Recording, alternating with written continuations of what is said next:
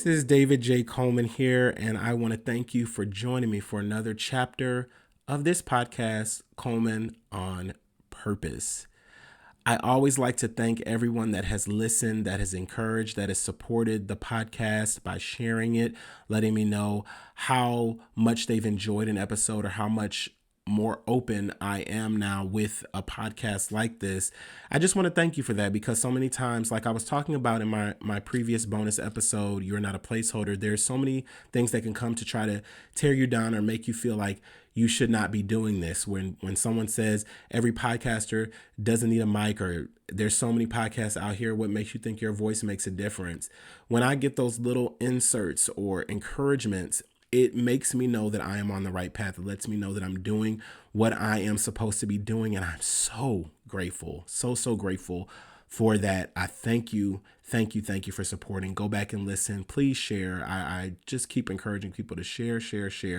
I was talking to a friend of mine the other day just about how much social media has changed over time, where everyone, of course, is out for themselves, out for letting people see who they are. But social media is also a place of community, a place to grow, a place to encourage, a place to share what other people are doing also. And I have been guilty of becoming so enthralled with what I'm doing that there are so many other people that are out there doing their thing too. And if we all encourage one another, we can get so much further. So I just want to encourage all of you to get out there and support someone who's out here doing their thing, grinding and keeping this thing going, because they have it in their heart to do. So I just wanted to pull that out there and throw that out there today before I start this chapter, which is chapter 12.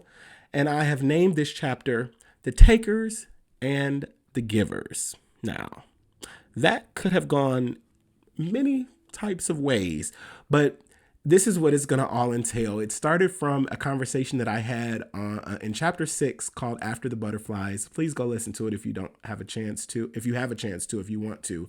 I talked about having people in your life that are created, or that they are born basically to heal. They have a natural instinct to be healers. A lot of times that comes from the feminine. You know, we have mothers that are natural born carers or healers or caretakers.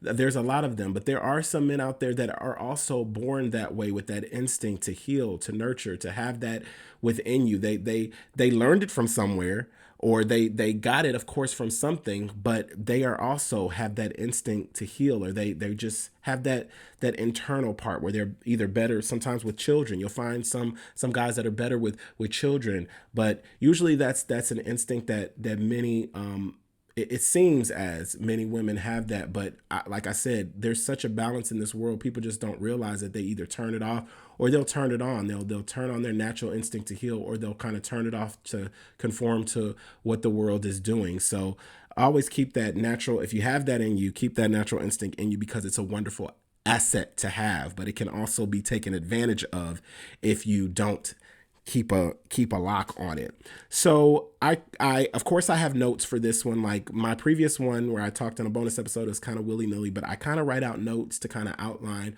where I want to go with this chapter. So I wrote this. I said, you can be in a relationship with a giver and just not be in the right place to receive everything that person is giving. Now I talk about this because we have many times in relationships where we are with someone who has been trying to give us everything that they have.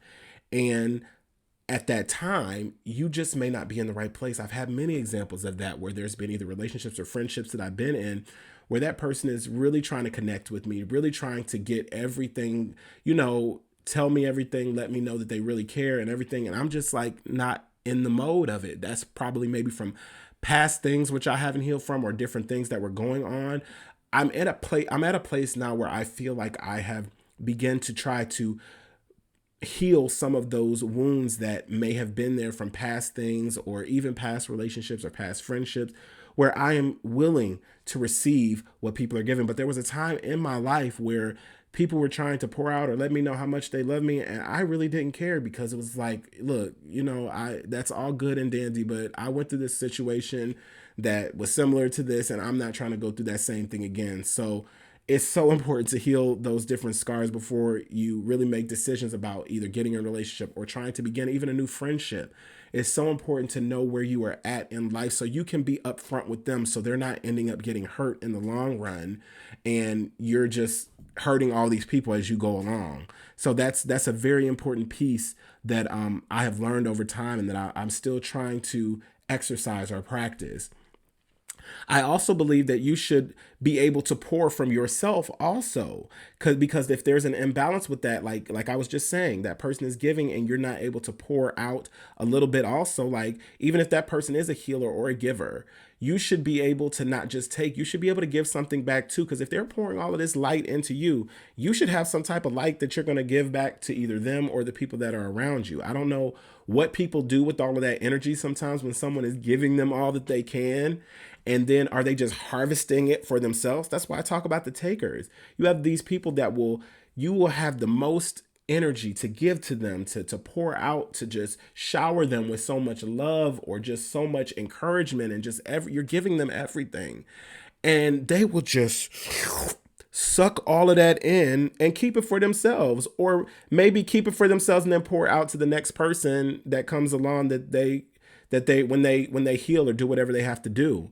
And that is not good, because I have found sometimes in my life that because I was not able to give, I was sucking in or taking. And sometimes I felt very bad about it. And I even said there's sometimes where I felt like I've been giving and giving and giving to the other person, but I'm not thinking that I'm giving anything because the person is ungrateful for everything that I'm giving. So it's like I felt like I was a taker at times and taking, but at the same time, I had different things to give. Now, this is an important part that I always like to say about any type of relationship that you're in. You can definitely be in a relationship and feel like you are giving or something like that. And if the other person doesn't really realize that you are giving, then that other person becomes resentful. They become resentful of you and what you are, what you've been trying to give to them. And it's very important that we do understand that even in those times when we are weak or we feel drained, that we don't just try to pull from something empty to present to someone else. We need to take that time or be honest with them and be open with what our feelings are at that time about how we're working and what we're able to give. If we're not honest about what we're able to give, then the other person thinks we're okay and they just think that we don't care. And that's not okay. That's not okay to just go from place to place and then feel like you don't care about someone's feelings and just keep going from person to person to person. I don't think that's fair. I always wonder sometimes why I was never able to recognize the value that I brought to a relationship because I was so busy trying to perform perfectly.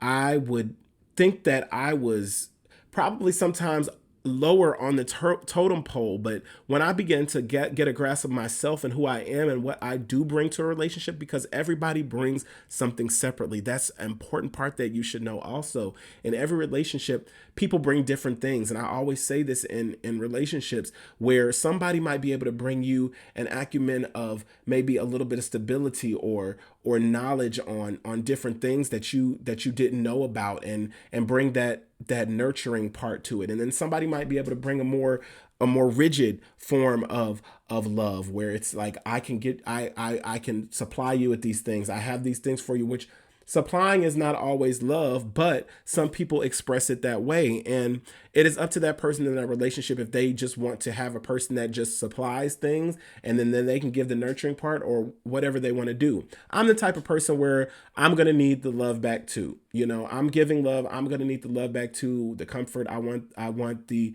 same amount of love that I'm pouring into you. I'm going to need that back. It does not always come in a form of what you can give me, or, some people, I need time. I need the time you're going to spend with me. I need the valuable things that are there. And that's the Love Languages book. I always recommend that to people in relationships. I mean, even in friendships, because friendships have love languages also. They really, really do. So I believe sometimes we do miss those points because we are not recognizing what we actually bring to a relationship. We think that we don't bring as much as the other person is bringing, and we devalue what we actually bring. So I've had to begin to sometimes in relationship or different things point out what I am doing in the relationship to the other person, just so they can see or know what I feel like I'm giving when I'm showing my love, that I'm not just taking. I'm actually giving you something. What are you giving me? You need to explain back to me what you feel like you're bringing to the relationship or the friendship or whatever. We need to know those things. So I do feel like in the same beat, we miss valuable moments in relationships because each person is placing more value on the missteps than the progress that you're making. So a lot of times people will look at all the wrong that has been going on when you're taking and giving, and they will say, look at all of these things that you didn't give me. From you took this, but did you look at what they gave? Now there are imbalances, like I said, but if a lot of times your giving outweighs your taking, why are you just focusing on the two times when that person took and didn't do anything? You're giving too much value to that. You're giving too much value to the missteps that each person has taken in those relationships. And that's something that I feel like really breaks apart a relationship or does not heal a relationship. There are things that I think people try to find sometimes excuses out of why they don't, why this doesn't work, why these things don't work about you, but they never want to look at those little portions of it, that those get sometimes those small little giving things kind of outweigh some of the taking things. And that's the crazy part. You have to find this type of balance. And I always talk about balance all the time. I don't know, maybe it's because this astrology stuff. I know a little bit about it. I know Libra is about balance. And then I'm very close to that because I'm like the 21st September. So I'm Virgo. So a lot of people say I have a tinge of balance, like of things I'm trying to make sure are on a steady pace. So I don't know about all that, but that's kind of what I think of when I start thinking about how much I talk about balance and stuff like that. So I also have to say, sometimes you feel like one person is putting forth more effort or calling or reaching out if you have not communicated. And this is a situation that I came into with a friend. I'm going to skip down kind of in my notes to this story. I have a best friend that we talked all the time, back in high school and all of these different things. And over time, I had everything that happened with my brain injury and stuff like that, and we kind of lost contact over the time. And I felt like I was always reaching out or always calling, and I was never really getting calls in return. I was always the one to reach out or say something. I was always the one to say, "Oh, how are you doing? What's going on?" And I would feel like I was giving him all of like my story, my life, my information, and he was keeping things locked away and stored and not really giving me all of him. Like he was probably telling other people that he confided in more about his story than what I was giving. So I was like, gosh, I'm giving you a whole bunch and I'm not getting back much. So it came to a point where we almost lost contact for a very long period of time. And then we sat down in a conversation one day and had a very deep conversation about where our friendship was and why we were hurt by either somebody feeling like I'm not reaching out enough or I only reach out at certain points in times or different things like that. And we had a deep conversation, but it was that breakthrough moment that actually brought us closer together. And we have like made these vows or these promises as friends, that we will always reach out or we'll always communicate with one another in difficult times, or just reach out when not just in difficult times, but whenever there is a day that goes by, we'll at least just say, hey, what's up? Hey, what's going on? Just to acknowledge, or to, even if it's just a good morning, these are the things that build in those relationships. So you have to communicate with those people and let them know the thoughts. Because the other person is never going to know what you need. So I didn't know at the time when he didn't know what I needed. And it was a very emotional and really together moment that brought us closer together as friends. And to this day, we have stuck to that and we have been friends and we have gone through things and we have tried to make sure that we are keeping up with communications with one another. And that's all you can really do. If someone really means that much to you, you're going to always make sure that you're able to give as well as they can give to you. And it just becomes such a wonderful partnership and friendship. So I also think something that we've kind of demonized is saying that you need something. I don't know why it's become so difficult for people to say that I need this from you. I believe sometimes pride gets in the way. I've had that many times where I have not been able to reach out and say, I need this or I need that. Or another person has been like, oh, well, I don't really need help. I'm good. I'm cool. I'm cool. And you're not. You're not cool at all. You've been going through the motions of acting like everything is cool and everything is great, but you're not cool. And I have been very guilty of this at times where I was going through an entire divorce and I was up here in literal just basically smiling, going on about my life, doing videos, taking pictures, living my best life as a flight attendant. And I was going through an entire divorce. I was in training, basically separate, like when I was becoming a flight attendant, like in training, basically going through a process of separation.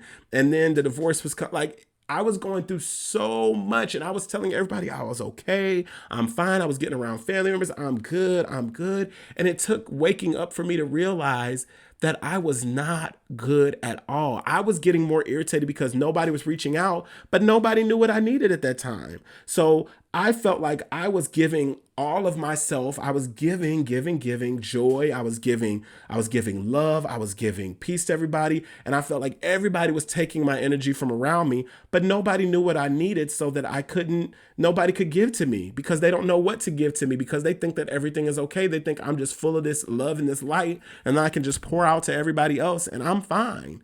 And that's not okay. That's definitely not okay to walk around life acting like everything is fine, everything is dandy. Everybody goes through something. Everybody has a problem. We just don't know how to open up to people. Even if we do have people that are in our corner, it's hard for us to open up to people. I'm not saying open up to every single person in the world, but I'm saying it's important to at least get your few people that you can confide in, that you can pour into and let them know, this is what I need at this time. This is what I'm going through. Please pray for me. And if they're not able to give you anything at that time, you need to move on to somebody else who can give you something at that time because you can't walk around life without someone knowing what you need. You're going to need something as you travel through life and as you do things. So I just think that's in very important that we don't demonize saying what we need, or we say that it's weak if you ask for help or you need something at this time. That's why, again, therapy is so important because you do need to talk to someone. You need to pour out. You need to lay that stuff out. And then that therapist in turn can give you at least one little nugget or let you know where you're at, or you have these little awakenings in your mind that your soul that's deep inside, those things that have been buried away, can give back to you. You can also give back to yourself. You still do need people. Let me just say that, make that very clear. You still do need people. You can't do it all alone. But sometimes there's deep rooted stuff that's in there that either your parents or somebody that has really nurtured you or mentored you along the way, you'll pull it up out of yourself and you'll be able to enlighten yourself and give what you need at that time. So in any circumstance, it's so important that with each time that we want to get that help that we need and get those things that we need from people, that we don't feel like we are weak or that we come off as needy or we're too overbearing at times, letting people know what we need. And we can't fear losing a relationship just because these are the things that we need at this time. If someone's not able to give it to you at that time, they're just not able to give it. So that relationship needs to cease. If you feel like that person is taking and not giving you what you need at that time, that relationship does need to cease. It's not doing what it needs to do for you at this time. So I do just want to throw out there that I do find my strength when those times are rough or are bad. I find my strength in Christ. Christ is the one that gives me that joy. He gives me that bubbling up that pours out and gives to others. It gives those things, and people wonder, like, how are you staying so happy all the time, or what's going on? Yes, at that time I was pulling and trying to do it on my own. But when I realized that some of that stuff was coming from me always, sometimes going to get refreshed at church or reading my Bible or giving those things, that's how I was able to give. But at a certain point in time, you do need people that are around you also that are going to put something back into you, because you are relying on God and He can sustain you. But there's also power in unity and people that you are around. So I just wanted to pull that out there because, you can't always do it alone. You can't always walk on your own. I can definitely say, like, at this point in my life, if I have to strain or think about a friendship that much, like if I'm trying to go through all of these hoops trying to keep or maintain this friendship, that I need to reevaluate where that relationship is. Where is our relationship at? If I'm having to strain and stress to pull out of you what I need, or that person's trying to pull out, we need to reevaluate where we're at and what we can do to either say we're going to separate what our paths right now, or we're going to find another way to work in this aesthetic. We're going to try to find another way to work in what we have at this time. And it's okay to have acquaintances. Everyone is not a close friend around you. That's the problem sometimes too. You're giving to all of these acquaintances, and what you're not doing is getting anything back from these acquaintances. All they're doing is taking from you. You're giving all of this stuff to the acquaintances and you're not leaving anything for your close friends. You're trying to be so cool with all of these people that are really not, they didn't got it like that with you. And you're not giving what you need to give to the people that really do have your back, that are your close knit bond tribe. Those are the people you need to be giving to. So stop all of that with giving to these acquaintances that is out here, and give to those close friends that are around you, that are holding you down, that are keeping you stable, that are giving you everything that you need to sustain. Besides God, those friends are your life support also. They are the human form that God has sent into your life to place there to keep you lifted and to keep you built. Hold on to those. Drop the acquaintances. That's all I have to say. I just want to thank you for joining me for this chapter 12 of The Takers and the Givers. You know, I just wanted to make sure I threw out some of those little nuggets because it's something that I have been thinking about for a while. And even though my title sounds quite like a Tyler Perry movie, The Takers and the Givers, Tyler Perry presents. No, it's not a Tyler Perry movie, but it's something that I really had been wanting to talk about for a while, because I want to make sure that when we choose the people that we have in our lives, that when we have people that are here to support us and to help us, that we know the difference between who is taking from us and who is giving to us. It's such an important value to learn. And at this time in my life, the older I get, the more I realize I have a lot of people that are giving, and I'm giving to them as well. And it's such a great balance. And I feel like I'm in such a great place when I have those correct people around me. And that's an amazing feeling. I'm telling you, there's nothing like it. So I really would like to thank you for joining me for chapter 12 of Coleman on Purpose. Make sure you are following on YouTube, following on Instagram, following and putting little comments on my iTunes. Not little comments. I want you to put big comments. Comment big, large, beautiful comments on iTunes. That's where I really need your support. Make sure you go and review, leave some stars on there. Let people know how you enjoy this podcast and what you want to see from it, and just different things like that. I would really appreciate if you head on over there and you do that. Again, I'm on IG at DeluxeDave, and YouTube. Now they're adding handles to YouTube now, so it's Deluxe Dave at Deluxe Dave. So it's www.youtube.com/@DeluxeDave, and you can find me there with that handle, which is wonderful. So it doesn't have to be King David 24 anymore. So I do love that I was able to grab that handle. Anyways, you guys remember, you are unique, you are loved, and you are created for greatness. Till chapter 13. Holla.